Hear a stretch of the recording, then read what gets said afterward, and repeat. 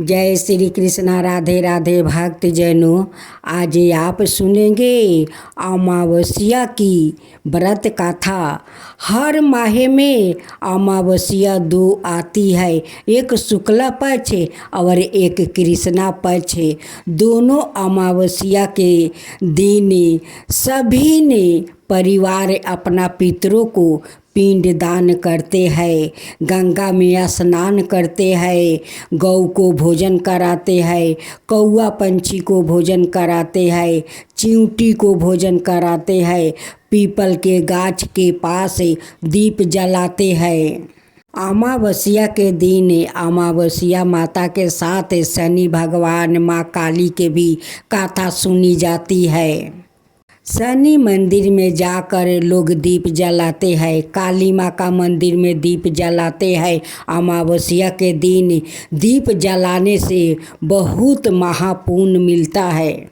धरती पर सब पूर्वजों उतरते हैं और अपना परिवार को ये सारे श्रद्धा भक्ति देख कर वो पूर्वजों प्रसन्न हो जाते हैं, अपना परिवार को वो आशीर्वाद देते हैं। अमावस्या के दिन शिव पार्वती का भी उपासना किया जाता है। पूर्वजों के साथ साथ सारे भगवान भी आशीर्वाद देते हैं। कृष्णा राधे राधे। आज आप सुनेंगे यमराज और राजकुमारी का दुख भरी कहानी। इस कहानी को आप जरूर सुनिए। एक गांव में एक महिला रहती थी। उस महिला का एक ही राजकुमारी थी। बड़े लाड़ प्यार से उनकी पोषण पालन की थी। जब राजकुमारी बड़ी हो जाती है तो उनकी माता पिता कहते हैं कि अपना राजकुमारी के लिए खूब सुंदर राजकुमार को ढूंढूंगा और उनकी शादी मैं धाम धूम से कर दूंगा।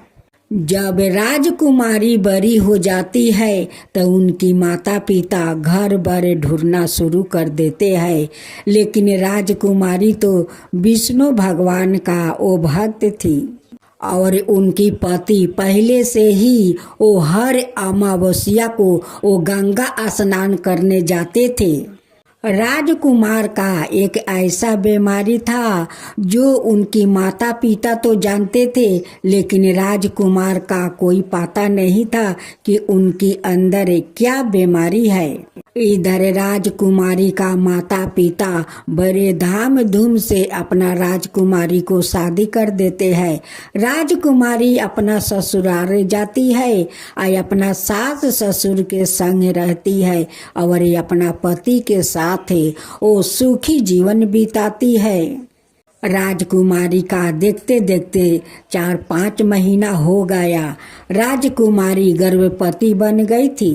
एक दिन राजकुमारी अपना पति से कहती है कि स्वामी, आप पिता बनने वाले हैं और मैं माँ, आपको संतान मेरे पेट में लात मार रहा है। ये सुनकर राजकुमार बहुत खुश थे। एक दिन अपना पत्नी से कहता है कि मैं हर अमावस्या को गंगा स्नान करने जाता हूँ, तुम मेरे साथ चलोगी? राजकुमारी कहती है कि स्वामी, क्यों नहीं चलूंगी, जरूर चलूंगी। राजकुमारी अपना पति को लेकर अमावस्या की दिन वो गंगा स्नान करने वो जाती है। अचानक राजकुमार को सिर दर्द करने लगा। अब तो राजकुमारी कहती है कि स्वामी, आपको क्या हुआ है, आप ऐसे क्यों कर रहे हैं? राजकुमार कहते हैं कि नहीं, देखो रूपा, मेरा सर बहुत जोर का दर्द कर रहा है। मुझे पता नहीं है कि अचानक मेरा सर क्यों दर्द कर रहा है। उसी समय यमराज का दूत भैंसा पर बैठे हुए आकर रूपा के सामने खड़ा हो जाता है। रूपा कहती है कि आप कौन हो और भैंसा पर बैठे हुए इतना बड़ा गादा लिए हुए बैठे हो, क्यों, कौन हो? मेरा मार्ग क्यों रोक रहे हो? मैं तो अपना पति को लेकर गंगा स्नान कराने जा रही हूँ। आज अमावस्या है। मेरा शादी को अभी 1 बरस नहीं हुआ है। मैं तो माँ बनने वाली हूँ और मेरा पति को वो गंगा स्नान कराने ले जा रहा हूँ। रूपा उस दूत को देखकर मन ही मन वो डर रही थी और कहती है कि आप कौन हो? आपका इतना भयंकर चेहरा है। वो कहता है कि मैं यमराज का दूत हूँ और तुम्हारा पति का आहु पूरा हो गया है, मैं उसे लेने आया हूँ। रूपा कहती है कि हमारा पति को आप नहीं ले जा सकते हैं, क्योंकि मेरे पति हर माहे अमावस्या को वो गंगा स्नान करने जाते हैं। वो तो आज गंगा स्नान करने वो जा रहा है। मैं उन्हें लेकर जा रही हूँ। आप मार्ग से हट जाए और मुझे जाने दीजिए। और मेरा पति का इच्छा है कि वो अपना पुत्रा को वो आँख से देखे। आप नहीं ले जा सकते हैं। उसी समय रूपा भगवान विष्णु को वो विनती करती है। उस समय विष्णु भगवान वैकुंठ सभा में बैठे हुए थे, रूपा के पास नहीं पहुंच पाए। अब रूपा हार मान कर कहती है कि ठीक है भगवान, अगर आप आए हो मेरा पति को लेने तो ठीक है, पहले उसे गंगा स्नान कर लेने दो, उसका बाद लेकर चला जाना। दूत कहता है कि अगर तुम अपना पति को लेकर भाग गई तो तब क्या होगा? मैं अपना महाराज को जाकर क्या जवाब दूंगा? रूपा कहती है कि नहीं यमराज भगवान, मैं वचन देती हूँ, मैं इसी राह से आऊंगी, आप मेरे पति को लेकर चले जाना। जब रूपा अपना पति को गंगा किनारे ले जाती है और दोनों स्नान करते हैं, सूर्य भगवान को जल देते हैं और विष्णु भगवान से विनती करती है कि भगवान अब तो मेरा पति वो जीवित नहीं रहेगा, यमराज राह में बैठे हुए हैं मेरे पति को ले जाने के लिए, अब आप ही कुछ कीजिए। उधर रूपा अपना पति को लेकर गंगा स्नान कर रही है, इधर विष्णु भगवान उस रूपा का पति का रूप धारण करते हैं। माँ लक्ष्मी रूपा को रूप धारण करती है। उसी रास्ते से दोनों आते हैं। यमराज खुशी खुशी अपना वो रथ पर बैठा लेता है और कहता है कि रूपा तुम तो जबान के पक्का हो, तुम तो अपना पति को लेकर आ गई।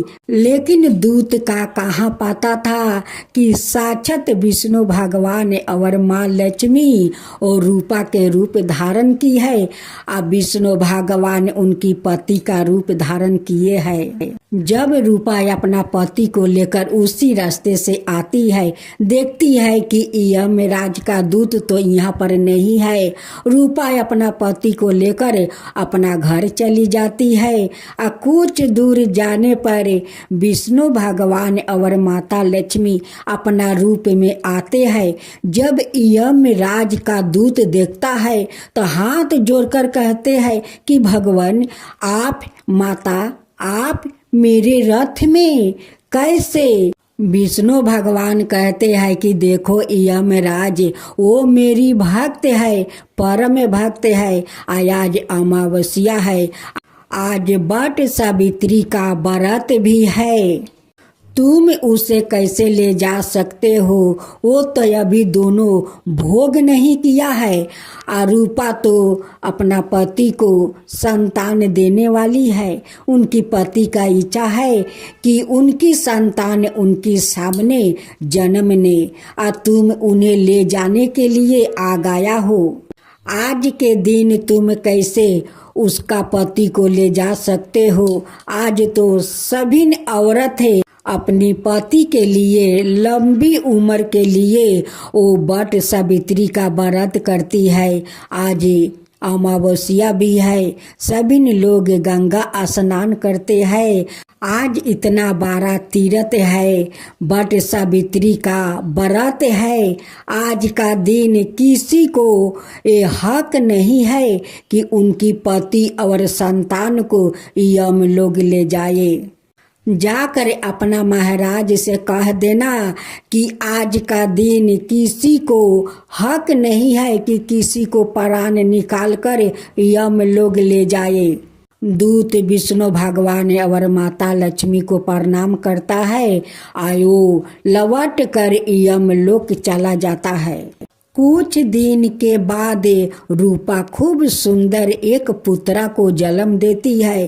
अब तो उनकी पति देखकर बहुत खुश हुआ, बहुत खुश हुआ और वो कहने लगे कि ये तो बट सावित्री माता का आशीर्वाद है, विष्णु भगवान का कृपा है कि आज मैं अपना पुत्रा को मुख देख रहा हूँ, नहीं तो यमराज तो मुझे लेने के लिए आ ही गए थे। रूपा कहती है कि हाँ स्वामी, आप ठीक कह रहे हो। आज तो बट सावित्री की व्रत भी है और अमावस्या कि गंगा स्नान भी है, और ये तो विष्णु भगवान का कृपा है कि उन्हीं के कृपा से आज यमदूत वहाँ से अंतर्ध्यान हो गए और हम लोग अपना घर पहुँच गए। हम दोनों चलो आज विष्णु भगवान का शुक्रिया करें और माता बट सावित्री को शुक्रिया करें कि हे माता सावित्री, आज मेरा पति को आज आहू लंबी मिला है। हे विष्णु भगवान, आपका कृपा से मेरे पति आज जीवित है। आज हमारा घर एक पुत्र आया है। देखिए आज आपके कृपा से उनकी पिता अपना पुत्र को गोद में लेकर खिला रहे हैं।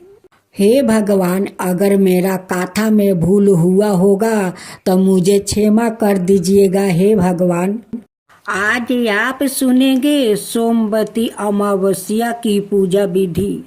सुबह मौन रहकर किसी भी पवित्र नदी में स्नान करें, इससे पितरों को भी शांति मिलती है। सूर्या और तुलसी को जल अर्पित करके गायत्री मंत्र का उच्चारण करें। तुलसी की 108 बार परिक्रमा करे। शिव की प्रतिमा पर जल चढ़ाए। गाय को दही चावल खिलाए। हो सके तो पूरा दिन मौन व्रत धारण रखे। पीपल के पेड़ के पास जाए, वहाँ पास में ही तुलसी भी रखे। उस पर दूध दही रोली चंदन अक्षत फूल माला हल्दी काला तिल चढ़ाए। पान हल्दी की गांठ ओ धान को पान पर राख कर तुलसी को चढ़ाए। पीपल के पेड़ के चारों ओर 108 बार धागा लपेटते हुए परिक्रमा करे। इस दिन कुछ सामान के साथ भी परिक्रमा की जाती है, जैसे बिंदी, टॉफी, चूड़ी, मेहंदी, 20 कट आदि। आप कुछ भी सामान 108 बार लेकर 108 बार पीपल की परिक्रमा करे। फिर उस सामान को विवाहित कन्याओं को बांट दे। घर में रुद्राभिषेक करवाए। पूरी खीर आलू की सब्जी बनाकर पहले पितरों को अर्पण करे, फिर खुद ग्रहण करे। कपड़े अन्न मिठाई का दान करे। अब आप सुने सोमवती अमावस्या की कथा। सोमवती अमावस्या से संबंधित अनेक कथाएं प्रचलित है। परंपरा है कि सोमवती अमावस्या के दिन इन कथाओं को विधि पूर्वक सुना जाता है। एक गरीब ब्राह्मण परिवार था, जिसमें पति पत्नी के अलावा एक पुत्री भी थी। पुत्री धीरे धीरे बड़ी होने लगी। उस लड़की में समय के साथ सभी स्त्रियों गुणों का विकास हो रहा था। लड़की सुंदर और संस्कारी थे और गुणवान भी थी, लेकिन गरीब होने के कारण उसका विवाह नहीं हो पा रहा था। एक दिन ब्राह्मण के घर एक साधु पधारे, जो कि कन्या के सेवा भाव से काफी प्रसन्न हुए। कन्या को लंबी आयु का आशीर्वाद देते हुए साधु ने कहा कि कन्या के हथेली में विवाह योग रेखा नहीं है। ब्राह्मण चंपित ने साधु से उपाय पूछा कि कन्या ऐसा क्या करे कि उसके हाथ में विवाह योग बन जाए। साधु ने कुछ देर विचार करने के बाद अपनी अंतर्दृष्टि से ध्यान करके बताया कि कुछ दूरी पर एक गांव में सोना नाम की धोबिन अपने बेटे और बहू के साथ रहती है, जो कि बहुत ही आचार विचार और संस्कार वाली थी। पति परायण है। यदि यह कन्या उसकी सेवा करे और वो महिला इसकी शादी में अपने मांग का सिंदूर लगा दे, उसके बाद इस कन्या का विवाह हो जाए, इस कन्या का बेभाव योग मिट सकता है। साधु ने यह भी बताया कि वो महिला कहीं आती जाती नहीं है। यह बात सुनकर ब्राह्मणी ने अपनी बेटी से धोबिन की सेवा करने की बात कही। कन्या सुबह ही उठकर सोना धोबिन के घर जाकर सफाई और अन्याय सारे काम करके अपने घर आपस आ जाती है। सोना धोबिन अपनी बहू से पूछती है कि तुम तो सुबह सुबह उठकर सारे काम कर लेती हो और पता भी नहीं चलता। बहू ने कहा कि माँ जी, मैंने तो सोचा कि आप ही सुबह उठकर सारा काम खुद ही खत्म कर लेती हो, मैं तो देर से उठती हूँ। इस पर दोनों सास बहू निगरानी करने लगी कि कौन है जो सुबह ही घर का सारा काम करके वो चली जाती है। कई दिनों के बाद धोबिन ने देखा कि ये के कन्या अंधेरे में मुंह ढाक कर घर में आती है और सारा काम करने के बाद चली जाती है।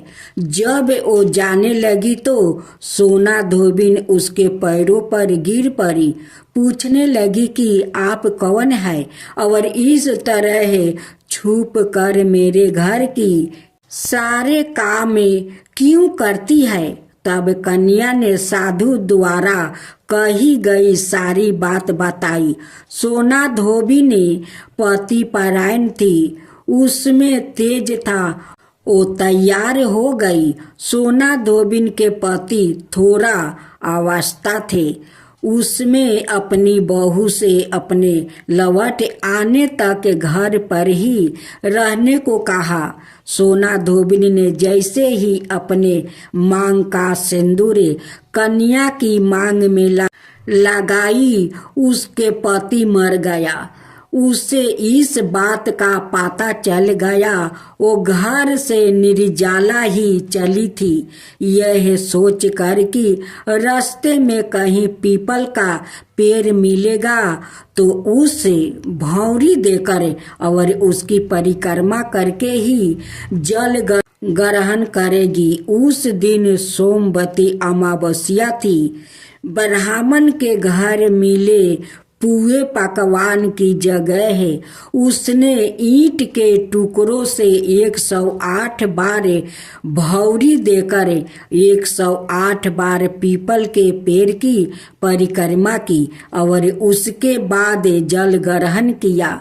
ऐसे करते ही उसके पति के मुर्दा शरीर में जान आने लगा। इसके बाद वो सुखी जीवन जीने लगी। सोमवार का दिन होने के कारण शिवलिंग का भी अभिषेक करे और ओम नमः शिवाय मंत्र का निरंतर जप करते रहे।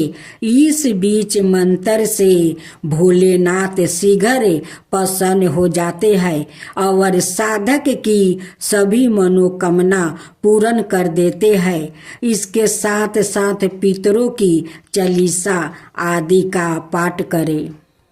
आरती। जय अम्बे गौरी मैया जैसा माँ गौरी, बरमानी रुद्रानी तुम कमला रानी, तुमको निस दिन धावत हर बरमा शिवजी, आगम निगम बाखानी तुम शिव पति रानी। जय अम्बे गौरी।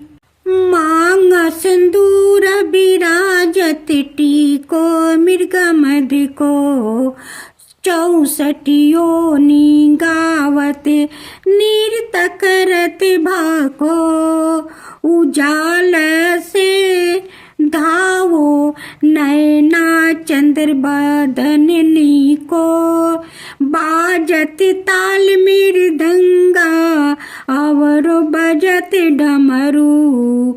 जय अम्बे गौरी, जय अम्बे गौरी।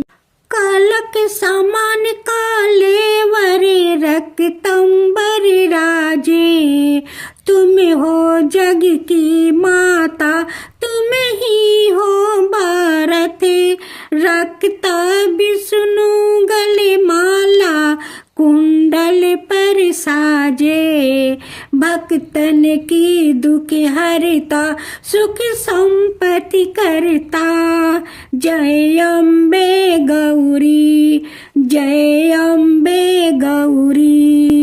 केहिरी बाहन राजते खरंग खपर धारी, बूंजा चारयति शोभत बर मुर्दाधारी, सुर नर मुनि जन सेवके तिनके दुखिहारी, मनोबचित फल पावत सेवक नर नारी।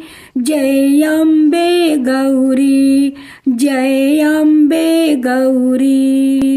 कोटिक चंदन दिवाकर समिराजत ज्योति, साल के तुके राजति कोटि रतन ज्योति।